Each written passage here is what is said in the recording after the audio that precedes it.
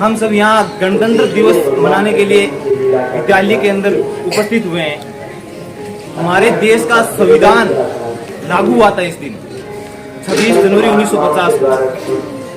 हमारा देश का जो संविधान है ये दुनिया का सबसे बड़ा संविधान है। दुनिया में इतना बड़ा लिखित संविधान किसी भी देश में नहीं है। यानी वैसे बड़ा संविधान हो सकता है मौखिक में हो, लेकिन लिखित के अंदर दस्तावेज के अंदर जो सबसे बड़ा दुनिया का संविधान है वो हमारे देश का संविधान है।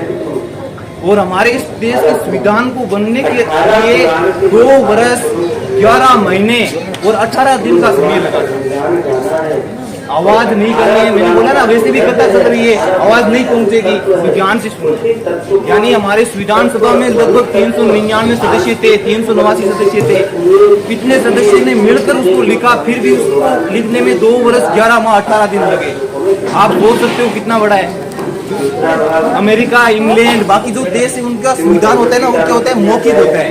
यानी वो ऐसे जैसे हमारे राजतंत्र के अंदर होता था, राजा होता था, उसके कोई लिखित के अंदर कोई दस्तावेज में नहीं होता था। राजा है वो, उनके नियम खुद के ही होते थे। वैसे वहाँ उनके नियम बने हुए वो मौखिक के अंदर ही है, वो किसी दस्तावेज के अंदर लिखते हुए नहीं मिलते। और लिखा हुआ सबसे बड़ा संविधान हमारे देश का है।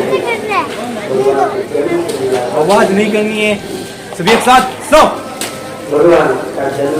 हमारे देश का जो संविधान है ये लिखना शुरू 9 दिसंबर 1946 को किया गया था और 26 नवंबर 1949 को ये बनकर तैयार हो गया था।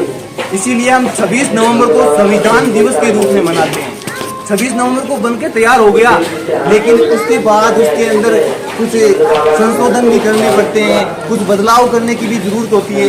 तो ये सब बदलाव वगैरह कर 26 जनवरी को ये संविधान लागू हुआ। और इसको हम संविधान जिस दिन लागू होता है उसको हम लोकतंत्र दिवस या गणतंत्र दिवस के नाम से जानते हैं। सुन रहे हो क्या? तो आप सभी को पता चल गया होगा कि गणतंत्र दिवस हम क्यों मनाते हैं। क्योंकि इस दिन हमारे संविधान है वो लागू किया गया।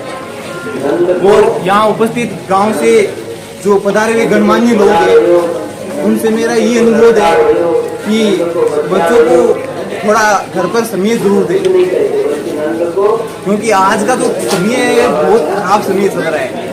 आज इस टाइम में हम जी रहे हैं, उस टाइम में हम किसी पे भी भरोसा नहीं कर सकते।